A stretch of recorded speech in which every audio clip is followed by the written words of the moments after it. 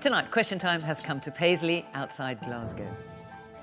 A town with a history as richly woven as the shawls that made it famous in the 18th and 19th centuries, and a proud tradition of radical politics. It's also Scotland's Town of the Year 2025. Our audience members arriving here this evening reflect the general political picture across Scotland. Welcome to Question Time from Paisley.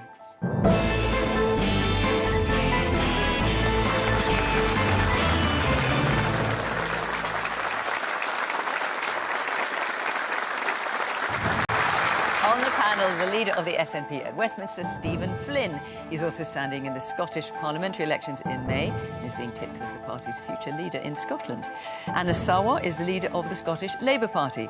He's hoping to become First Minister next year, but at the moment his party is battling Reform UK for second place in the polls. Findlay leads the Conservatives in Scotland. He says he wants to cut taxes, promote growth and challenge what he calls the long-standing socialist consensus at Holyrood. Malky Offord defected from the Conservatives to Reform at the weekend. Lord Offord, who's a former trade minister and a Tory donor, says his old party has given up on Scotland. And Angela Haggerty is a journalist and commentator who supports the idea of Scottish independence but has been critical of the SNP's record in government.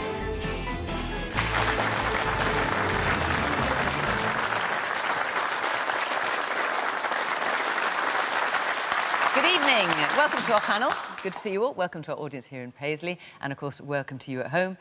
Just sit back and watch the programme, join in the conversation on social media, whatever you like. But we're going to get started with our first question, which is from Christine Hutchison.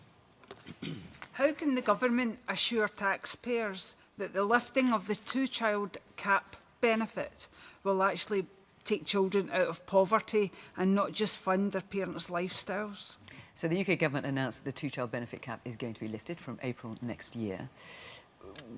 What's your feeling about this, Christine? Well, I don't have children of my own, unfortunately, but having seen some news articles where parents are complaining about being unable to feed their children, etc. They've maybe got 4 children. You see them getting interviewed and they've got their nails all beautifully manicured.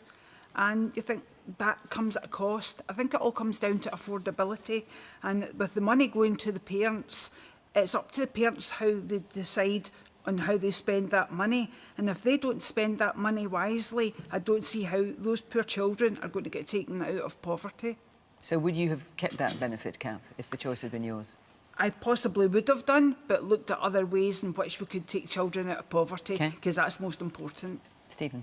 Look, child poverty in Scotland is falling at a faster rate than anywhere else on these isles because we introduced the likes of the Scottish child payment, and it's why we were arguing that the two-child cap should be scrapped so that we can reduce that rate even further. Now, belatedly, the UK government came to agree with us, and that's happening, and children will be lifted out of poverty as a result, and I think that's a good thing, and we all have a moral responsibility as taxpayers and as citizens in Scotland to want that to be the case. I guess the bigger question, though, that you've asked there is affordability, and when we look at the UK economy and the finances which underpin it, they're not in a great state, and the Chancellor's budget just, 2 weeks ago now, had growth being downgraded, had living standards rising at a slower rate than they otherwise would have done, and of course we'll see people with wages that are comparable to what they were in 2008. But I think Christine's question was more about how can you guarantee that the parents will spend that money on the children? Is that right, Christine? Yeah. Children are getting lifted out of poverty. Where are you getting that information? You're still seeing children going to school, not having proper clothing, not having a warm food, to go to school with. They're not getting fed properly. So where are you getting this information that they're actually getting lifted out of poverty? Yeah, of course. So in relation to the point, if I could just finish my point, one of the reasons why people are in poverty is because wages are at the levels of 2008, and I think that's deeply regrettable, and it's a reflection of the union itself. When it comes to kids being lifted out of poverty, we take into account what all of the experts tell us in this regard, and I like to think that their assessments will be accurate. And when it comes to the Scottish child payment, we've seen that reflected in the numbers of kids that have been lifted out of poverty, and we have to have faith in those parents that they'll spend that money wisely to look after kids as best that they can. I can't always blame the wages for it. You only have to look at the latest iPhones, the cost of them. They seem to be able to afford things like iPhones, nails, tattoos, etc. I'd make a few points, Christine. First is, it's not the children's fault, and these children don't deserve to grow up in poverty, and therefore it's right government takes action. And 500,000 children being lifted out of poverty because of the decisions made in that budget should be welcomed rather than criticised by the SNP leader and Stephen Flynn. Second point I'd make is, where I do agree, is welfare can only be one part of a joined-up approach to challenging poverty.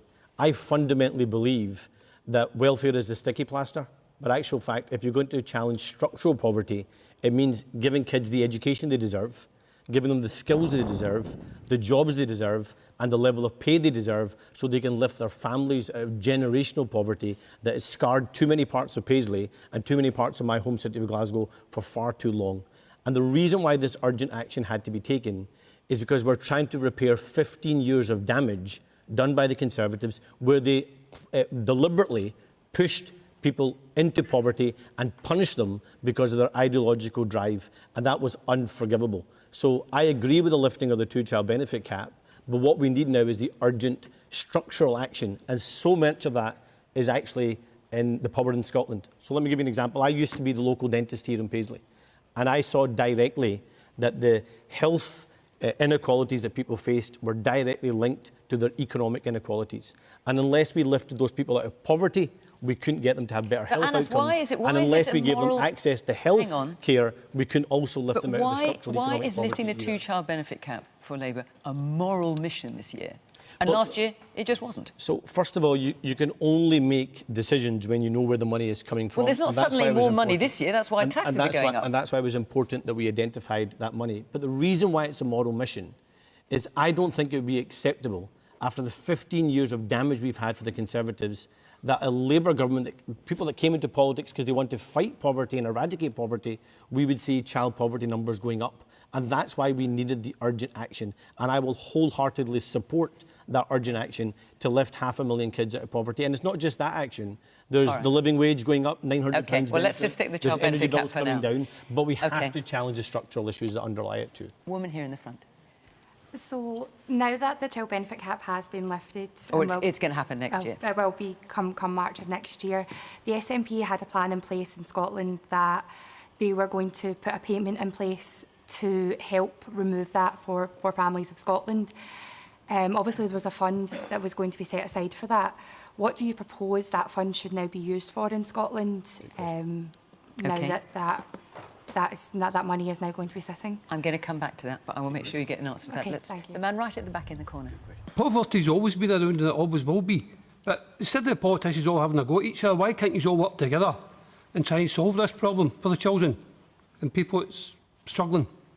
All right. What a common refrain that we hear on Question Time. Why can't you all work together? We hear that almost every week. So, yes, man here in the middle in the glasses. Yeah, the lady asked quite a direct question. And to my mind, in many cases, the obstacle that stops these children being lifted out of poverty are in many cases the parents that are on receipt. And this is the problem. We can't guarantee that these kids are going to be helped because many parents use it for themselves. Okay. In the pink T-shirt, I think it is, yes. I think you need to trust parents. They're adults who want the best for their children. And I totally agree with lifting the two-child benefit cap. And I'd like to thank the Labour Party for lifting it, even though Stephen's obviously said belatedly that Rome wasn't built in a day, Stephen. Please, if other parties are doing policies that you agree with, why not just say you're pleased with the fact they're bringing out that policy? I'm pleased. You're pleased, aye. Yeah, but we dig in at the very beginning. Trust the parents. The parents want the best for their children. The two-child benefit cap's lifted, and I hope that the people benefit with their children. Russell, obviously the Conservatives wanted to keep the two-child benefit cap. Yeah, absolutely. Benefits have to be fair to the recipients of benefits, but also to the taxpayers that fund this country's very generous social security system. And if you look at the numbers, they're quite terrifying. In Scotland, under the SNP, partly due to the light touch benefit system they're bringing in, the benefits bill is going to soon reach, by the end of this decade, £10 billion a year, all of which will be paid for through your taxes. The gap right now between benefit spending in Scotland and the money they have to spend on benefits, that gap right now is £2 billion. And what all the parties here, including Reform UK, who claim to be socially conservative and fiscally conservative, they also want to increase the benefits bill. And that's why we think the benefits, the two-child cap is fair and is reasonable, because ultimately the only way you get kids out of poverty, you get families out of poverty, is by creating the conditions to incentivise work, to improve education and to get people into well-paid jobs. That's the only way to do so. You don't trap people generation after generation in benefits. Malcolm.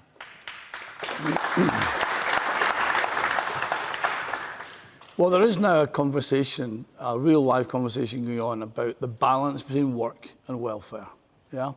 And it's a conversation that we haven't had for a while, certainly not in Scotland, where we've had basically a centre-left agenda. What we've got an issue is human beings are intelligent and rational, and they'll do what is put rationally in front of them. If you get a situation where you can earn as much or more by not working versus working, you've got a problem. Now, if you raise the child to 3, for example, 3, you've got a mother and a father not working, and they're claiming their various benefits on sickness, etc. Compare that with a family where mother and father are both working with 3 children. The working family needs to earn £71,000 to be the equivalent of what you would be getting if you were collecting all your benefits.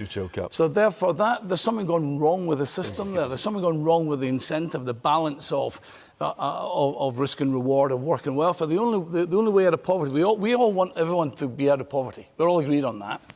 The difference in the right and the left is this idea that the state will give you welfare. Our view will be let's get people into work. The best route out of poverty is a good job. Now, just on the issue of the reform position, working families where parents work, we should encourage them to have more children, shouldn't we? Our population is declining. We should be encouraging, I think, more our good working families to have more children. That's something we should look at quite separately from the benefits bill. But we need to look the balance right between benefits, between welfare and work. And the best route out of poverty is work. Well, there's lots of mutterings going on around the panel, Malcolm, because as I understand it, the reform position of which you are now a member is to scrap the two-child benefit. The issue is to make a differential for working families. If you're in work, if you're in that family who are earning £71,000 and you're having to work, then I think we should be in a position to bolster families, working families. I think it's really important to stress, look, as a Labour Party, I believe the best route out of poverty is work.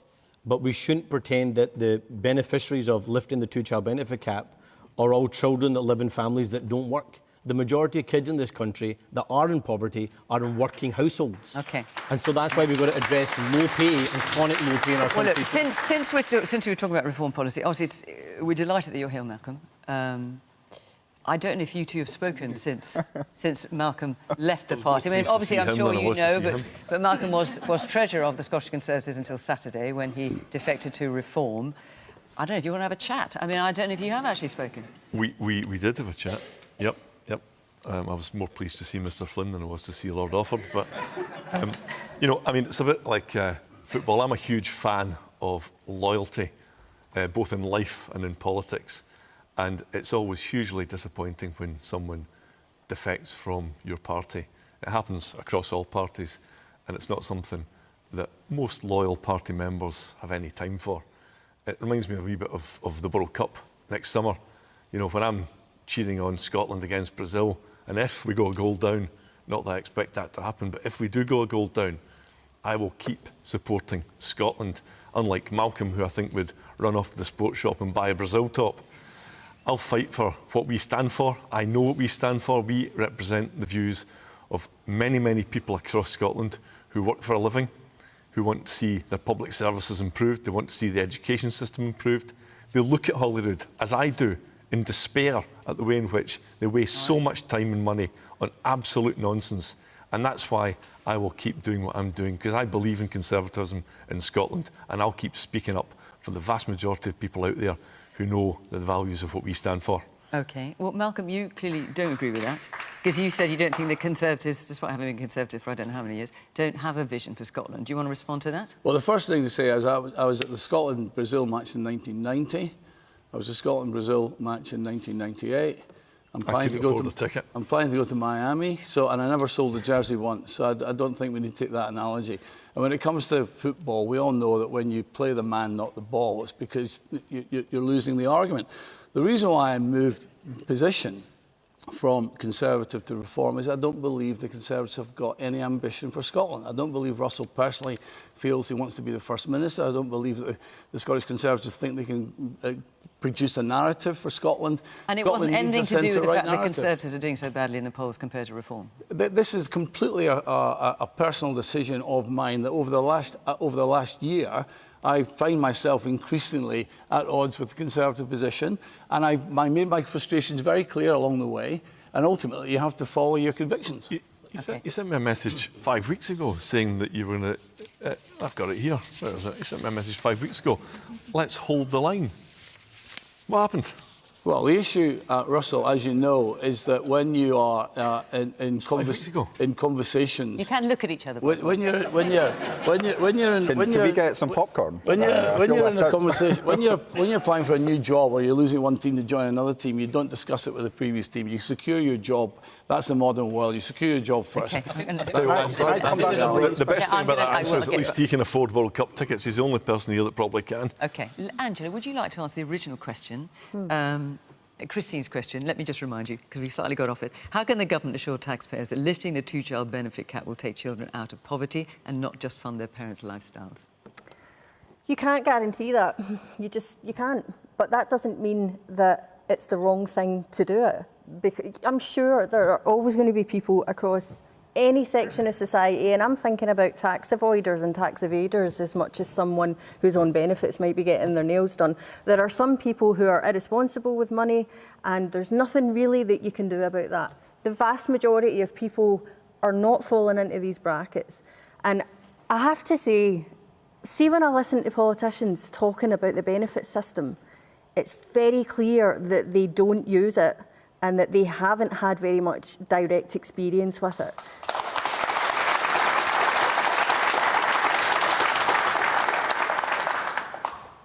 The misinformation about how the benefit system actually works is shocking to me. And bear with me, right, because I'm going to get into a wee bit of detail here, but I think it's worth doing because I'm getting really tired of seeing politicians on TV making claims about how benefits work when it's not how it works.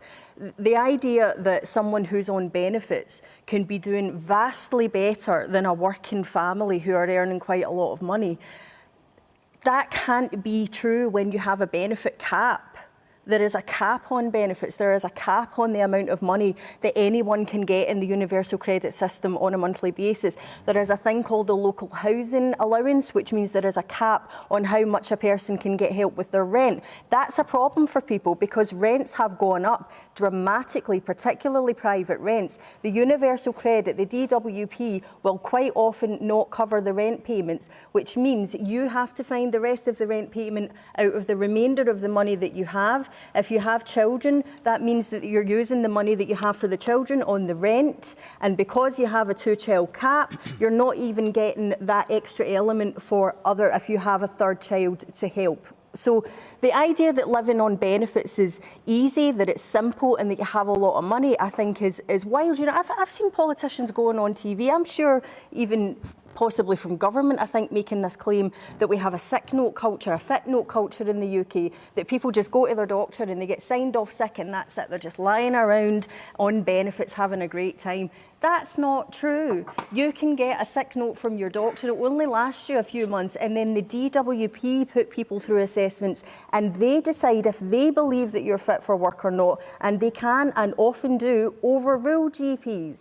Okay, it's not easy to access this system if you're someone who is disabled and you're someone with children. This is a very, very challenging system to be living in right now. And this mythical benefit system that I keep hearing about, where everyone's having a great time and they've got lots of money. I just don't. When you actually go and ask people what their experience of this system is, I can't find where this system is. And also, just another point is that something like 30 or 40% of universal credit claimants are in work. You know, as a large percentage of people are from working families as well. We have a system here where wages, you know, the idea when I was growing up was you grow up, you get a good job, and you can pay for a mortgage, you can pay for your kids, you can pay for holidays, you can have a nice lifestyle. Wages no longer cover that. For women, even if we can go out there and get jobs, we've then got the astronomical cost of childcare to contend with. Okay. You know, so what we have here is a system that is not working for people, and it's not about people who are spending 10 or 15 or 20 quid getting their nails done. It's not about them. Just briefly.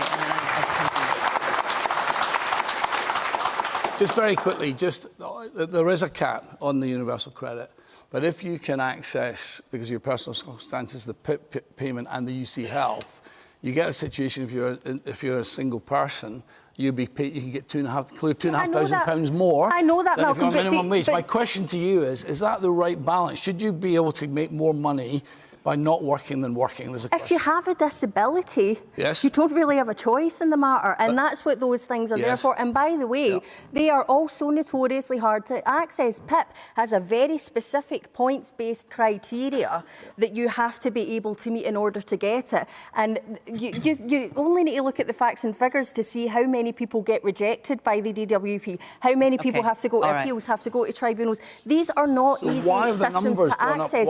You are misrepresenting. Sickness increased so dramatically in the last 2 years? Because perhaps people are. I mean, what's happened to the population in the last 2 years? There was a massive global pandemic in 2020. There was that affected people in a number of ways. Let's just park this for a minute, because otherwise we're not going to get around any other questions. And I just want to make sure that Stephen answers the question that was asked by you, I believe, which is for those who aren't aware, when the government at Westminster decided that it would maintain the two-child benefit cap, the SNP said that by March 20 next year, you would introduce something, it was the SCP, which would basically be a replacement for that. You're not going to do that now because the two-child benefit cap has been lifted, so what are you going to spend that money on? Well, what we're doing already at the moment is we've got the baby box, we've got the early years grant, what are you we've going got to spend 2.5 days of childcare. So this is different money. What are you going to spend it on? The Scottish child payment, and the First Minister in the budget in just a few weeks' time will reallocate that £155 million to build upon those things that exist only in Scotland, they don't exist anywhere else on these isles, and make sure that more kids are coming out of poverty, because that's our record and we're very proud of it. Very briefly. Because now that the two-child benefit cap is going to get lifted, it's about £120 million that's going to be freed up. I think if we're going to make a meaningful difference to people's lives in Scotland, it has to be targeted support to low-income families to challenge that structural poverty I talked about. For example, our college budgets have been decimated. We know that the best route for work, for working class kids in particular, is through colleges, but we've neglected our colleges. Apprenticeships have been cut. Let's target the money so we can challenge the structural poverty issues, give kids skills and give them jobs. And I'm going to stop you. Two-word answer, cut taxes. Use the money to cut taxes for hard-working people. Right. It's going to be quite hard work, this programme, really, to get a word in edgeways for you guys, but we're going to try. We're going to try, aren't we? OK. Oh, listen, before we get to the next question, I want to say this is our last show of 2025. We're back on the 22nd of January in Macclesfield. So if you live in or around Macclesfield and you would like to come and be part of the audience, apply to the Question Time website and hopefully we will see you there on the 22nd of January. OK, James Sinclair, where are you sitting? Ah, there you go. Reportedly, 1 in 3 kids in schools in Glasgow don't speak English as a first language. Why does this matter? So this has come up, James, and I'm sure this is why you're referring to it, because Nigel Farage, your new leader, Malcolm, talked about the fact that 29% of primary school pupils in Glasgow have English as a second language, and he described it as the cultural smashing of Glasgow. Is he right, Malcolm? Well, I wouldn't use that language. But what we're dealing with here is... So what's wrong with that language? What's wrong with that language? Hang on. The immigration issue we're dealing with is something which is a worldwide issue, a European issue. And it's coming at us fast, and faster than we've ever seen before. If you think about the whole of the 20th century, 1 million people came to the UK. So far in the first 25 years of this century, it's 7 million people have come to the UK. That's a lot of people, right? Now, we have a tradition in our country of being welcoming to people from other shores and welcome them in so long as they come in to work and contribute, learn our language, adopt our culture, adopt our values. We've got a strong tradition of that. This statistic is highlighting just the fact that this is happening faster and bigger than we've seen before. We've got a lot of people coming in from places that we don't know so well, where cultures are not so aligned. We need to integrate. We need to integrate to make our communities cohesive. And the question is, how do we do that when we've got this speed of immigration coming in, and it's costing a lot of money? If you think about Glasgow, has got a 100 million black hole next year in its budget, and Glasgow councillors are saying that 2/3 of that, 66 million, is dealing with the immigration and asylum issue. That's a lot of money, and there's a lot of money being had to be paid for the people who are here already, who are welcoming and want those people to come fine, but they want to know who they are, and they want to know that they can assimilate into our culture. And the number one thing surely is we have to speak the same language. Why are you presuming they're new migrants? Why are you presuming they don't speak English? And why are you using Glasgow children to spread your bile and poison into our communities? It's utterly shameful. And you might not agree with the language. You might not agree with the language, Lord Offord, but you need to own it, because that's what you are part of now. You are part of a political party that deliberately spends tens of thousands of pounds questioning my loyalty to Scotland and lots of other people's loyalty to Scotland. And all you really are is a poisonous, odious man hiding behind the badge of reform, looking to divide our communities rather than change our communities. And let's not forget, Lord Offord, that when I was here serving the community of Paisley as a local NHS dentist, you were an advisor to Ian Duncan Smith. You were the man that served in Boris Johnson's government and Liz Truss's government. So don't you dare try to be the great champion of working class communities in Scotland. People have seen your light before and rejected them, and I've got no doubt they'll reject them again. Got to come back. So recent polling suggests that the top 3 issues of concern to Scots are the NHS, the economy and immigration. The politicians speaking on this topic are reflecting what the concerns that people have. That's why we're talking about it, because this is a concern that's come up quite recently, only in the last 5 years or so, and it's illustrated by the scale, the numbers. That's what's being illustrated here.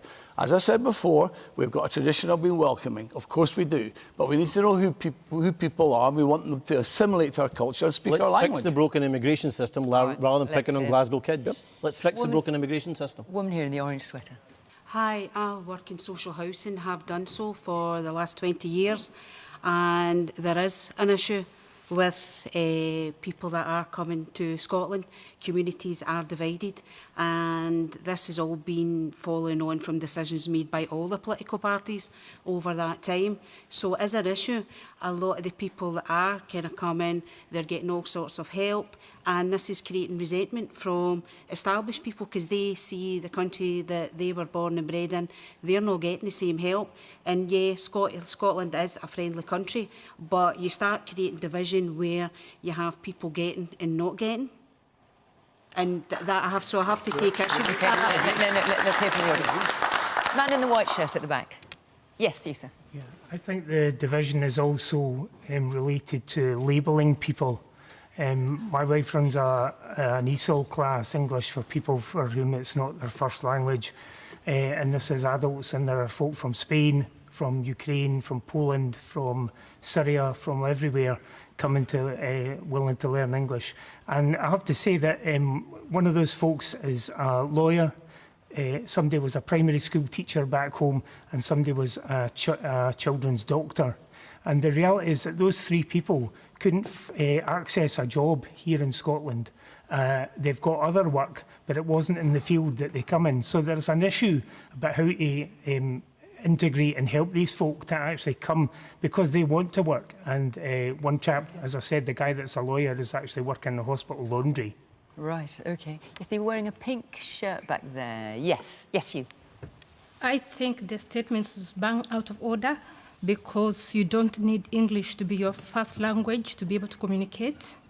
I personally, English is not my first language, so if I'm feeling something, you ask me, is English your first language? I'll say no. However, I can perfectly communicate in English despite it being my third language. So I think the problem with that statement was saying it's not their first language, and who cares if it's your second or third and you can communicate with the problem. For me, it's an issue. If you can't communicate, that's fair enough. But being a third, fourth, fifth language, no problem. If you can speak it, then well and good. OK. And listen, I should just clarify, because I said 1 in 3 primary school children. Actually, it's school children, generally. It's not just primary school children. Russell? Yeah, well, I agree with the lady at the back. Speaking English as a second language is nothing whatsoever wrong with that. I also agree with the lady in the pink shirt who talked about a lot of communities are feeling divided. A lot of communities see services, public services at breaking point. Glasgow, in particular, due to decisions taken by the SNP government, has resulted in significantly more numbers of immigrants coming to the city at great cost. The city right now has debts of £1.6 billion, and it's going back to the earlier point about taxation. It's about how we spend our money and how we can afford it. But I think in respect of this particular issue, the much greater issue, aside from immigration, is about education. The education system in Scotland, under the past 18 years of the SNP, has been completely and utterly trashed. You've got something like 1 in 4 primary school children going into secondary school not at the required levels of literacy. In other words, they can't read or write properly. It's absolutely appalling, a national scandal. And the number for numeracy is something like 1 in 5, 20% of kids are going through primary school into secondary school, not equipped, not at the stage they should be at. And that is where we should be putting the focus. Angela, 1 in 3 school children in Glasgow don't speak English as a first language. Why does this matter? I have a little boy. He's 5 in Glasgow, and so he's just started school. And he had a speech delay because he's a COVID baby. And this is really common among the COVID babies. A lot of them had speech delays or other developmental delays that you wouldn't normally expect, but they're catching up with them really quickly now that life returned to normal. But that speech delay worried me because I know that there are some schools in some areas of Glasgow where you do have such a mixed population in them that English may or may not really be a dominant language when he's going into primary 1. And I was thinking, well, is that going to affect the way that he's learning then if he already had an issue? You know, it was a very, very practical thing that just occurred to me, like, do I need to think about that? And then I very quickly realised, no, I don't really need to think about that. Kids' brains are like sponges. He would be fine. We have Gaelic schools in Glasgow, for crying out loud. In some cases, we're encouraging our children to speak languages other than English as the first language at school. So I kind of got over that. But I understand where the lady talked about communities that are concerned about the way that their communities are changing and the way that services are being used and who has access to those services. I think these are normal concerns to have when the makeup of your communities are changing, when you have immigrants coming into those communities, whether that be immigrants who are coming in because they're seeking a different, better way of life, or it could be asylum seekers coming in because they're fleeing something absolutely horrible and we are giving them a safe haven. And I think one of the issues we've had is that the people who are in favour of immigration, who are in favour of providing a haven for asylum seekers, have not wanted to have the conversation very much. And this is what plays into reform, where they say, oh, you can't say anything, you call us racist just for bringing up concerns. Well, there's been a bit of an issue in that I think that the people on the pro-immigration side have had a tendency to do that, instead of realising that actually you need to be able to go into communities and talk to people about this stuff, have serious, real conversations, get people together. That's how you get integration. You get people talking together. You ensure that people don't fall into separation of groups, which is, I think, what's happened in some communities. Now, the issue that I have with Farage is that when he's talking about these things, which I think, let's say that some of these issues are real and that they're real concerns of communities, the angle that he's coming at it from is that immigration in any form is inherently a bad thing for society. But that's the sense that I get from the things that he said. I mean, what was the language that he used there? I think that's some cultural smashing. I think that's some pretty strong language. You know, I think we all have a sense of what Nigel Farage thinks and feels about these issues. Now, I think people people need to start getting a bit more brave about standing up and saying, no, actually, immigration is just a thing that happens in countries. It's a normal thing. It can be a very positive thing, and I'm in favour of it. I support it. I understand why it's a benefit to my community. I understand immigrants are coming over here and they're working a whole range of jobs that are helping keep my community ticking over. It is a good thing. It's not a bad thing, and there's no reason why a kind of cultural mixing and integration has to be a bad thing. We need to get a bit more proud of immigration and stop feeling like we're on this defensive all the time, where actually it's better to just not talk about it. Stephen. Yeah, look, a bit like Angela, I've got one young kid who's in primary school, albeit in Aberdeen, not in Glasgow, and I've got a younger kid who's in nursery just now, and many of their friends are bilingual and multilingual despite being really young. And, you know, the notion that a man who aspires to be the Prime Minister of these Isles would pick a fight with school kids, would seek to ostracise school kids, would hold school kids up as an object to beat, absolutely repulses me. And I think it should repulse all of you as well. And I hate to say it, I really do, but this confidence that he has to say some of these things stems from the fact that our current Prime Minister, Keir Starmer, called us all an island of strangers. Not Enoch Powell's words, well, they were, but they were also repeated by Keir Starmer. And this is a culture that we now have coming out of Westminster, and it does us all a massive disservice. Because you know those wee kids, when they grow up, they'll grow up to be our doctors, they'll grow up to be our lawyers, our nurses, our bus drivers, our videographers, our hosts. They'll be our friends, our family, our neighbours, and we should defend them as if they are our own, because those wee kids, they are our own, because they've made Scotland their home, and I'm proud of that fact. Very briefly, I want to come on the lady in the orange tops point, because I think it's really important. My issue with what Nigel Farage did was that he was deliberately trying to find a divisiveness rather than offering a solution.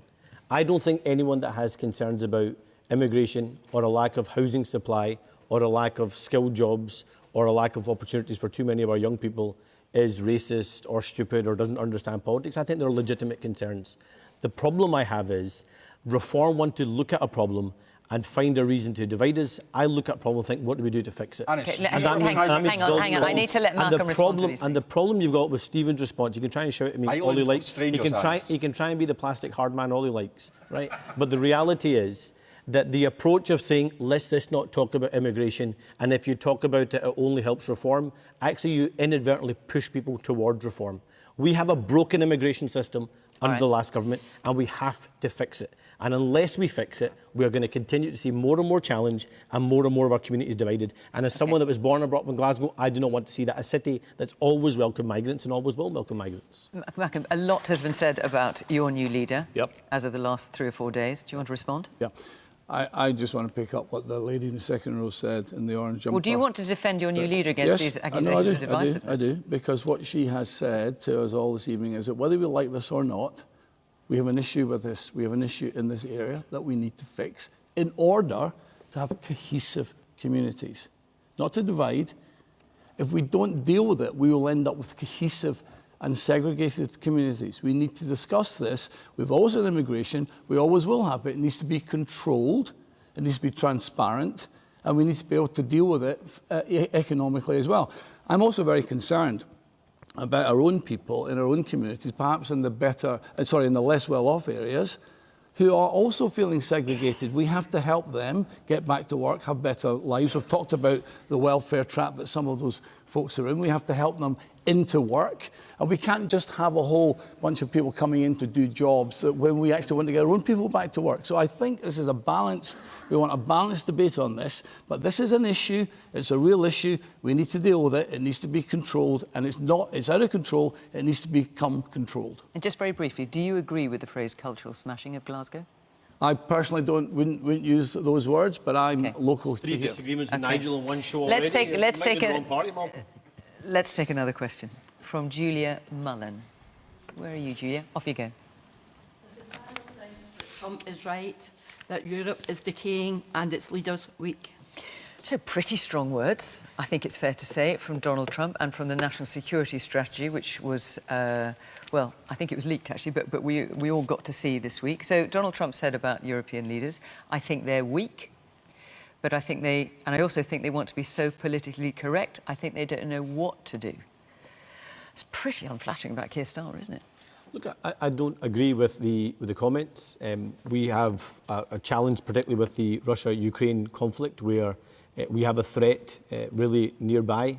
Let's be really clear, Russia would love to see the destruction of Ukraine and to spread that destruction across Europe and views us as their enemy also.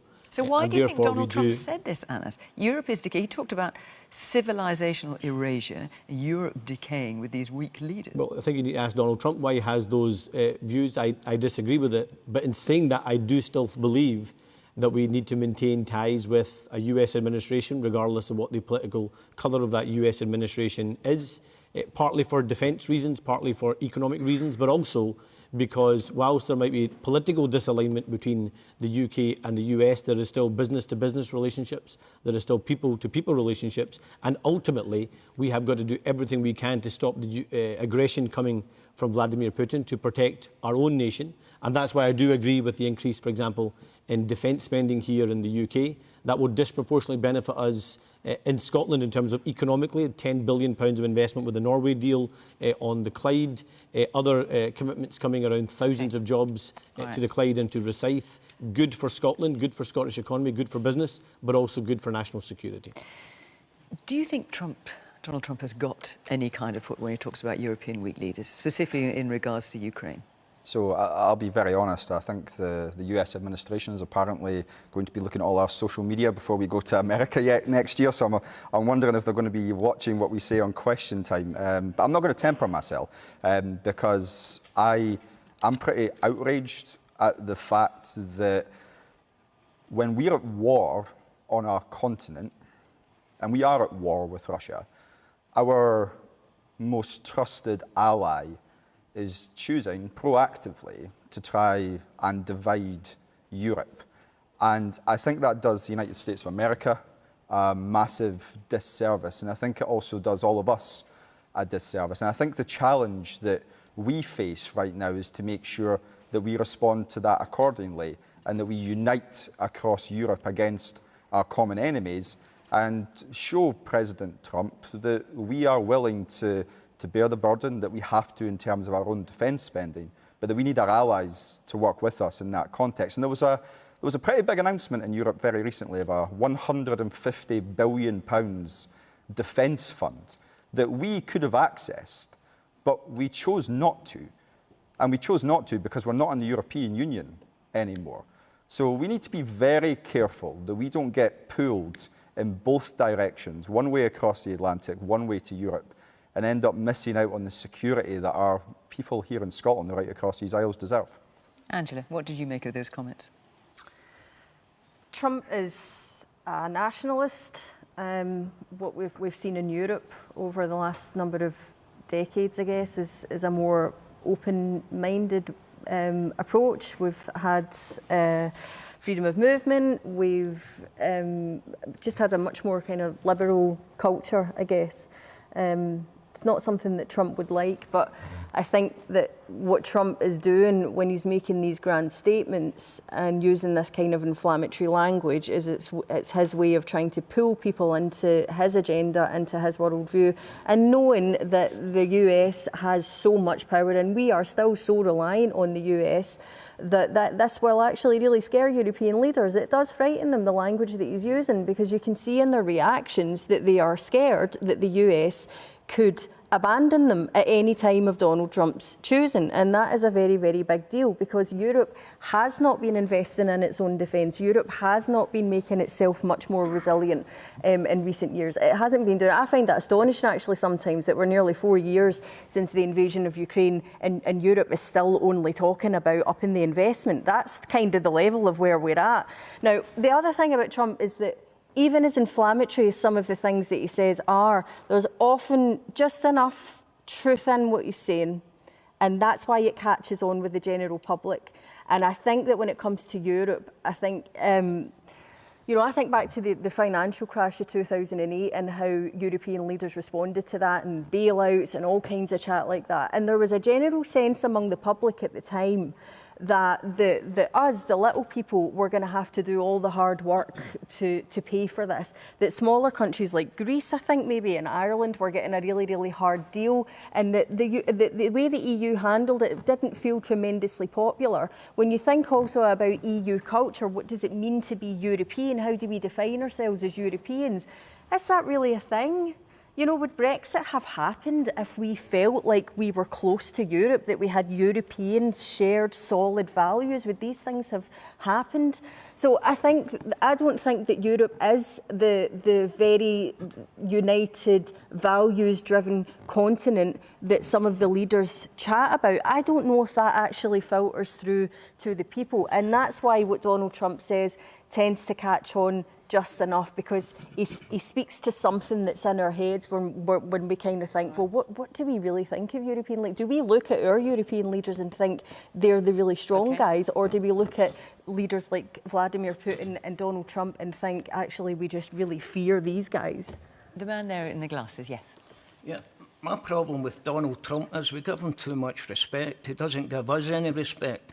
As the most powerful man in the world, supposedly, his behaviour is appalling. So why do we give him? The time must come where we say, you know what, enough's enough. You go and do what you want to do, and we, Europe, we'll do what we want to do.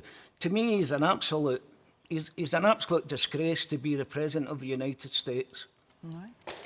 And there in the red sweater, at the back.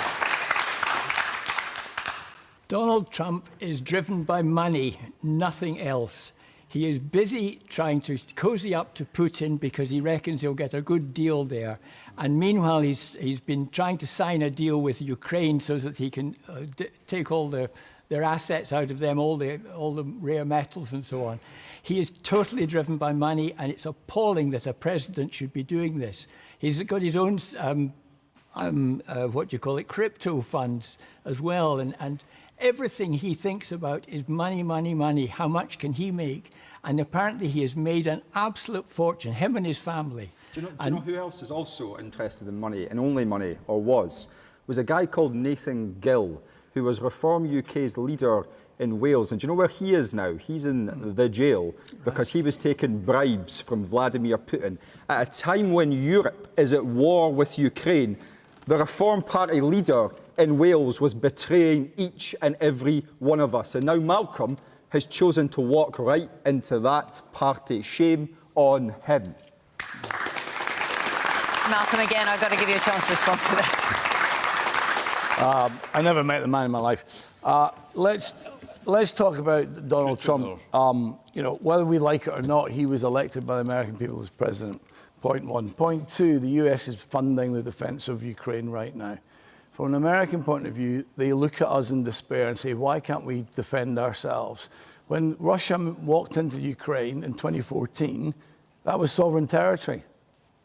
Europe didn't lift a finger.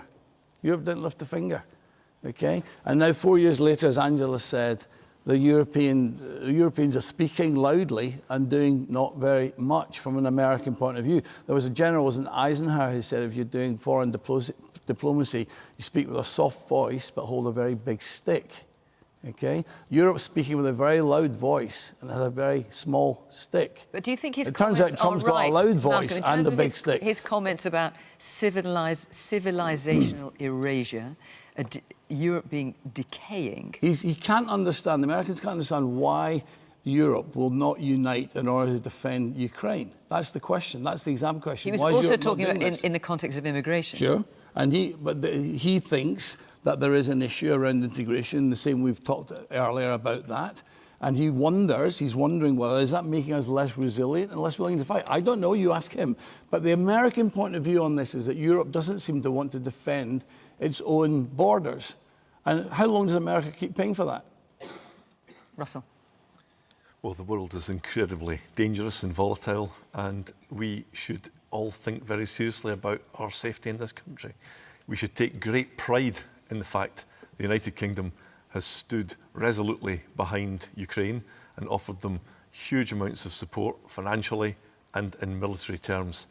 And I'm deeply concerned about the future. If you look at the spending that takes place, we are at risk. And Donald Trump has said this long before he came back into the White House. Europe has not been paying its way. The United Kingdom haven't been paying as much on defence and have relied upon the United States for far too long. So is he right then, do you think, to say that Europe is decaying? I don't think Europe's decaying and the leaders are weak, but I do think where he is correct, demonstrably so, is year after year the NATO spending commitments have not been met by Europe. Many European countries have become reliant on the United States to defend them, and that is no longer going to happen. Now, our relationship with the United States, I believe, is enduring. It has served us well from the end of the Second World War until today. Presidents and prime ministers will come and go, but those bonds will remain. But I do think we need to think long and hard about getting serious about our defence spending. And I welcome the spending. I welcome the fact that Scotland is actually home to a number of world-leading defence businesses. And I'm delighted to hear Stephen actually welcoming defence spending when his party has been so opposed to defence spending. But we need to spend that money, and we need to do so not just for the military reasons of defending our own country against Russia, which is effectively at war with Europe, albeit not a hot war. And we also need to do so for the jobs that it creates in this nation. OK, we've got about 7 minutes left. So if you give me those, you've still got your hands up. Lots of people asked about this next question, so I'm going to take it. Francis Donnelly. Our Scotland fans been priced out of the World Cup by the greed of FIFA. So, thought that might get a round of applause. So the ballot for tickets opened this afternoon. Now, obviously, you don't need me to tell you that Scotland beat Denmark to reach, with some astonishing goals, to reach the World Cup for the first time since 1998.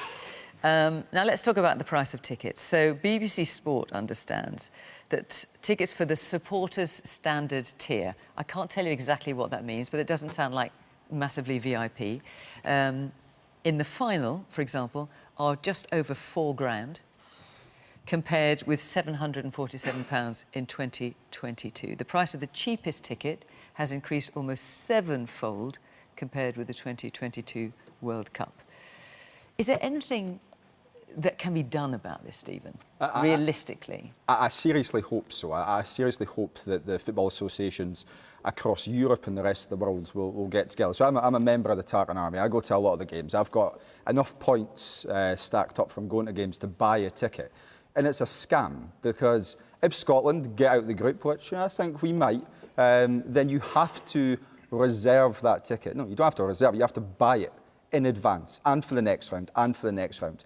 And FIFA take your money, stick it in their bank account for months on end for a game you might never go to, and then give it back to you less an administration fee. I mean, that's the worst bank you've ever heard of, but it's a complete scam. Fans are being fleeced for basic tickets, they're being fleeced for future rounds, and it's incumbent upon our representatives in the FA in Scotland, in England, hopefully in Wales and in Ireland, if they can qualify as well, to get together with bodies right across the rest of the world and demand an end to this. It's not good enough. You have to be reasonably brief because you haven't got long, Anas.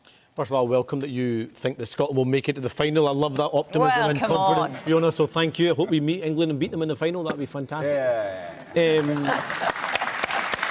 I'll applaud you, Anas. Who says we don't unite? Look, in short, yes, it is an utter scam. It's utterly shameful. But can it be stopped? It has to be stopped, because this is a deliberate fleecing, not just of Scotland fans, but actually fans from every nation that's represented in that World Cup. And football is about the fans. Football is about making memories and positive memories and happy memories. I think back to the World Cup in '98, and honestly, what Steve Clarke and the guys have done is incredible. It's lifted the mood of an otherwise pretty low-feeling nation, and everyone wants to cheer on the Scotland team, those that can make it on the front line in the US, those from here, they want to be in pubs that are still open, watching the game. So we all have to gang up. Genuinely, we all have to gang up with confederations and nations across the globe and say to FIFA, not a chance, and they have to go to do the right thing. And that all sounds great, Russell, but do you think there's any chance that's actually going to make any difference? The ticket prices are completely outrageous, no doubt about it. And we see this not just with football. And then football. there's, of course, the resale ticket. Yeah, and then we see it with concert tickets. You look at the price of a bang average concert nowadays, and it's 3 figures to get the most basic ticket, and it's completely outrageous.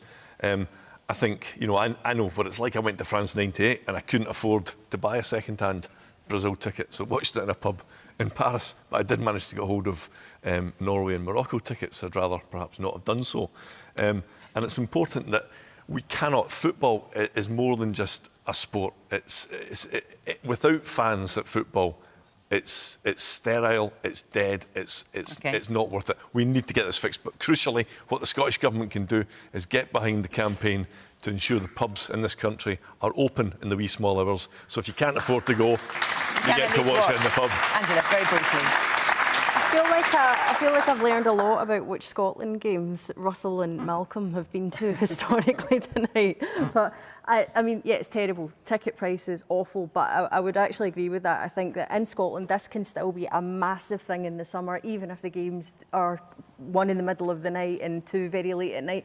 We could think about what can we be doing here, how can we really take advantage of this here to benefit some of our businesses and small communities and try and make a bit of money domestically if we can't afford to be going over to the US. So you're going by the sounds of things? I'm going to go to the Miami for a Brazil game, yeah. Because, as I say, I've been to 2 already, and we keep on drawing Brazil in the World Cup. We keep on drawing Brazil, and apparently, if we want to win this thing, we have to beat them twice, right? So what about the ticket prices? And in the I mean, final. you can afford to go. What about the rest of it? The issue is that this is a commercial venture, and the reality is, sport in America is very expensive. Take the Super Bowl, $10,000, and they will charge, and there's people who want to pay it. And it's a commercial venture. You're not going to get FIFA to change their mind. So do you think all this talk about getting everyone to all the football I agree with Angela that actually the best parties will actually be at home, or some people will travel to the US and not go to the match and go and watch it in the US. But look, you're not going to get them to change their ticket pricing. Okay, man there in the black sweater, yeah. There's talk of them even doing a break after 22 minutes during the game to run adverts. What do you expect from FIFA? They're corrupt as anything, right? They made up a peace prize for Donald Trump. Right? They've got a history of it. I wouldn't put it by them that they're just going to palm us off and go, nah, on you go. Very brief. We've only got a few seconds left. 1 minute at the back there. I think that we need to be looking at our own football prices as well. I'm taking my kids to support St Mirren at the Cup final on the weekend, and I'm 50% more for my ticket from the semi-final to the final.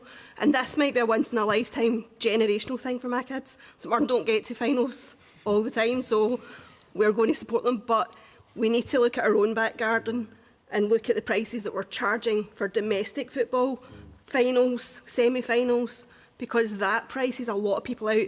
The final's 11 days before Christmas. All right. I'm afraid we are out of time. I really want to spend more on this question because I knew you would be exercised about it, but I'm afraid I am out of time. So that is it from Question Time, this side of Christmas. We will be back in the new year. I just wanted to say, we haven't made a Christmas special, obviously. That's not what we do on Question Time. But we have made a short film about how we put the show together behind the scenes. It's called Imaginatively Question Time Behind the Scenes. And you can look at it on iPlayer, actually, if you want to find that. So Question Time Behind the Scenes, have a look at that. You can see how this all gets put together. But for now, from our panel and from our audience, thank you very much for watching. See you in the new year. Bye-bye.